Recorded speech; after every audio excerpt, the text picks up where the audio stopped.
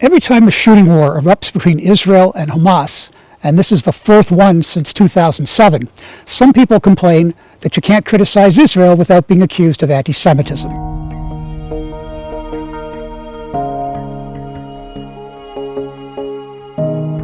That's absolutely ridiculous. Some of the strongest criticism of Israel and its treatment of the Palestinians comes from inside Israel, from Jews. One of many examples is a 2012 documentary called The Gatekeepers by filmmaker Dror Murray. And in it, he interviewed 6 former heads of the Shin Bet. The Shin Bet is Israel's security service, its internal security service. They describe Israel's policy of targeted assassination of terrorists, which they admit has killed innocent Palestinians. They talk about their policies of mass arrest and coercive interrogation, which many human rights organizations say is torture. They describe Israel's occupation of the Palestinians, one of them does, as similar to the German occupation of Europe in the Second World War.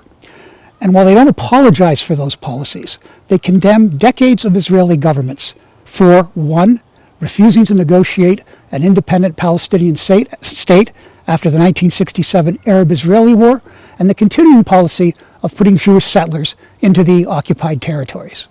None of those criticisms are anti-Semitic, because they're about reforming Israeli policies towards the Palestinians. Anti-Semites have a very different agenda. They don't want to reform Israel. They want to obliterate Israel.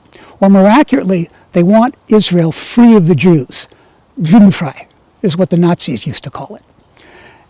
And in terms of the Jewish people outside of Israel, they want them either exterminated or so oppressed that nowhere in the world will Jews be able to live collectively as Jews. That's anti-Semitic.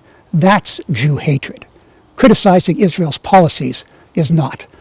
I'm Laurie Goldstein of Sun Media. We're always interested in hearing your views, and please follow us on Facebook, Twitter, and our YouTube channel.